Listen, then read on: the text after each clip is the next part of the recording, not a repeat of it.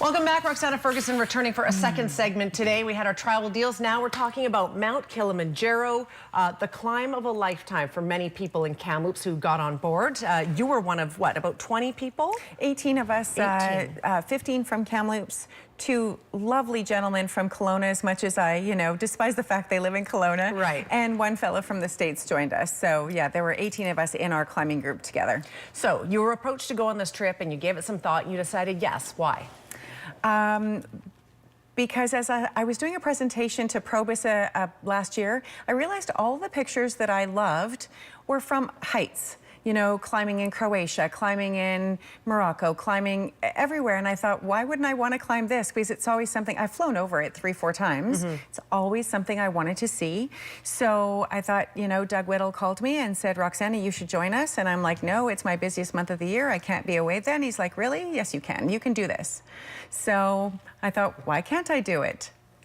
So Long story short, we flashed to the first picture. That's right. Let's talk about the date of when this all happened. Was it end of January? Or? No, beginning of January.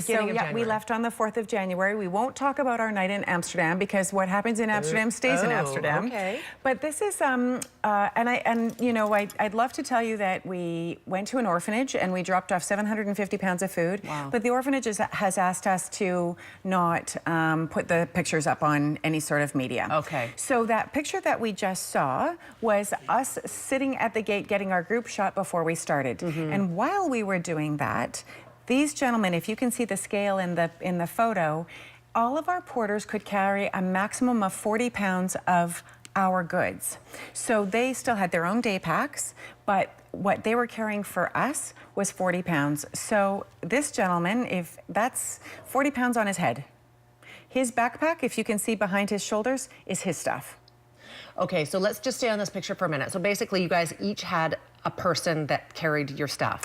For 18 of us, we actually had 71 crew that got us up the mountain. So some of them are carrying our goods, some of them are carrying our tents, some of them are carrying all the foamies for the tents, some of them are carrying the propane tanks, some of them are carrying pineapples and watermelons.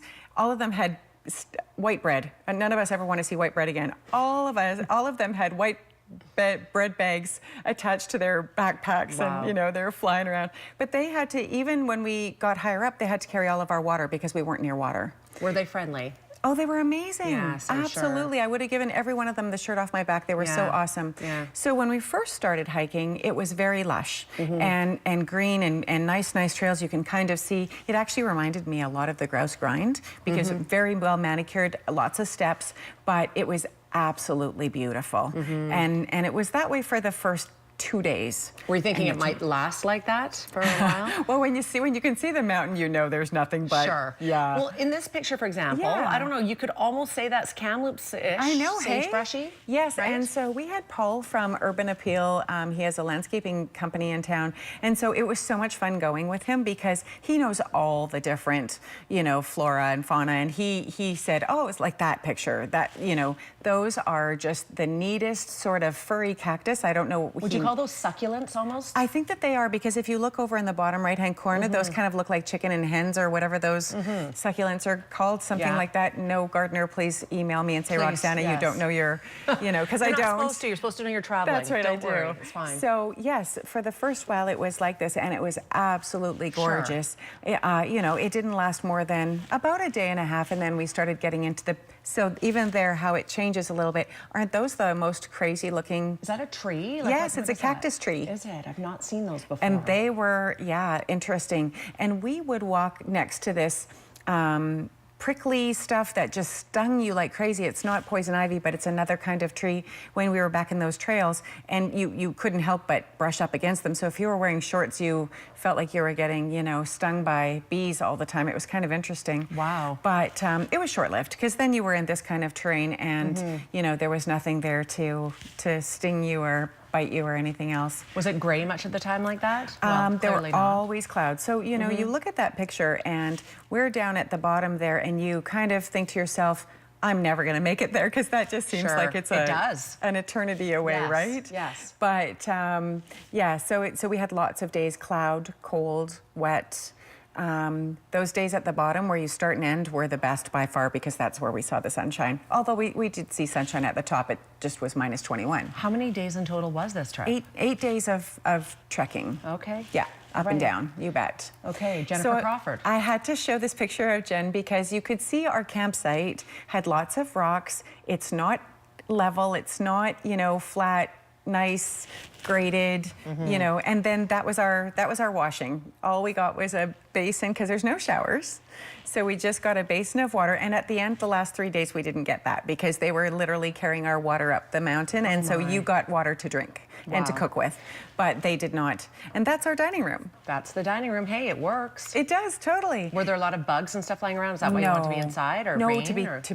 To be cold. I mean, yes, to not be cold, to be dry and away from the wind. Okay, absolutely. So who do we have here? We've got Doug Whittle, Christopher Sagan. I'm hiding behind there, yeah. And then the other side? The fellow being goofy is Paul from Urban Appeal, and then Julie Kimmel. And that's Paul's wife, April, kind of hiding in the pink shirt behind Julie. How'd you guys eat? What kind of food? Was it good? It was good. Lots of porridge in the mornings, lots of soup at lunch, and then white bread, hot dogs, lots of carbs. Yeah, so there was never a them, shortage of food. Yeah, which is good. Wasn't gourmet, but it was fine. Yes. It was absolutely fine. Good. So I threw this picture in here because if you can see that river basin that's dry at the very bottom, that's where we climbed up from after climbing down on the other side. And it's pretty, you know, rocky, and it's, you know, not a gentle grade by any means.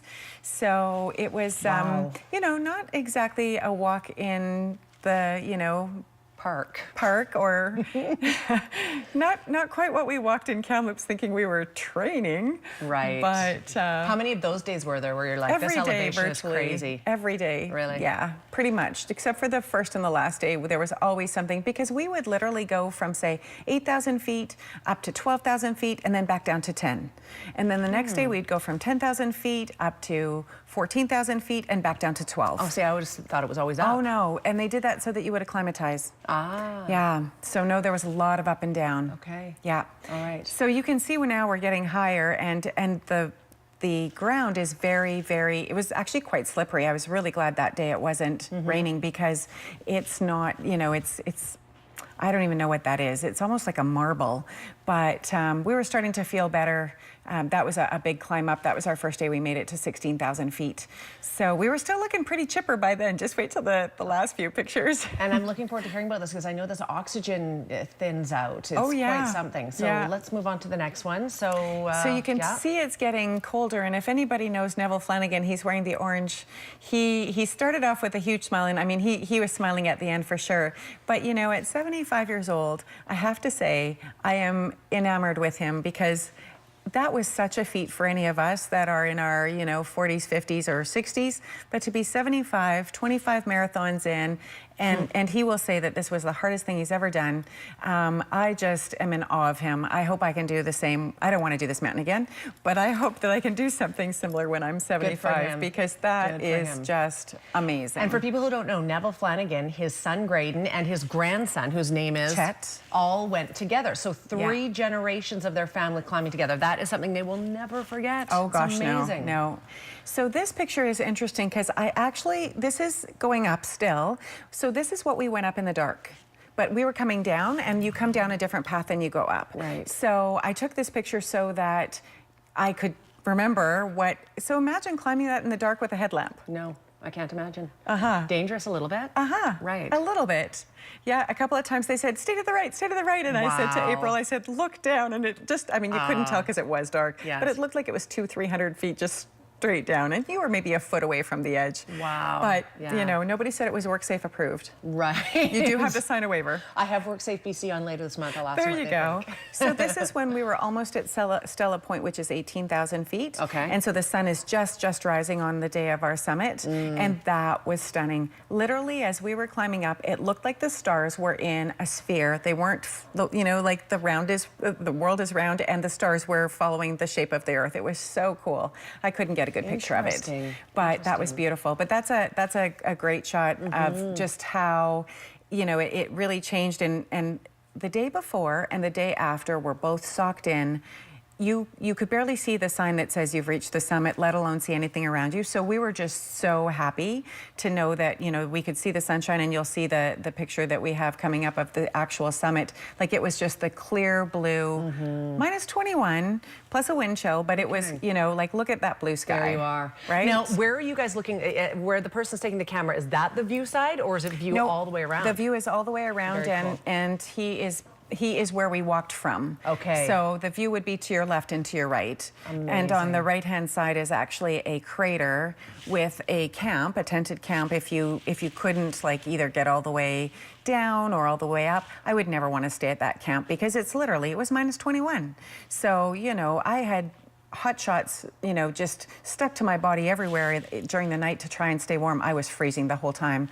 But we were all pretty happy to be up there, but we didn't stay for long. So this is just one group of us, because we actually split into two groups to go to the top so that nobody would sort of get too cold, and if the others had to be slower. So I didn't have a picture of the other group, but all of us were at the top, and just in two pieces. How long do you stay at the top? Oh, we were there for maybe 10 minutes. And then you started back down? Oh, yeah. Yeah, they don't let you stay for long at all. And that's because of the oxygen being so low? The oxygen, and you don't want to sit still, because then you'll start to get cold, and your body's humid, right? So you know what it's like if you've gone for a run and then all of a sudden you quit running if you don't let it chill. Yes, really exactly. Badly. So that's what they were trying to avoid. Okay. So obviously this is coming down, and that's Doug.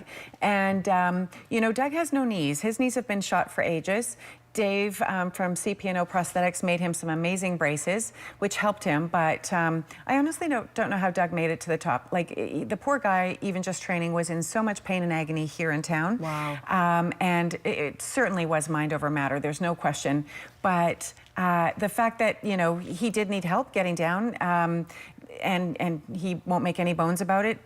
You know, his mission was to get to the top. He made it to the top. Just get me the heck off the mountain. Yeah. I'm done. Help me down. Yeah. Let's go. Yeah. Good for him. So this is the three generations having a beer at the end. Very cool. Yeah, The Chet, Flanagan family. yeah, that's so awesome. Good for Yeah, them. it was amazing for them. But you can see it's taken its toll on Neville. He doesn't look quite as chipper as he did. I mean, he has a smile on his face. Yeah. But something to remember forever, and Absolutely. grandson, of course, having memories for a lifetime as Chet, well. it was amazing for Chet. It was, yeah.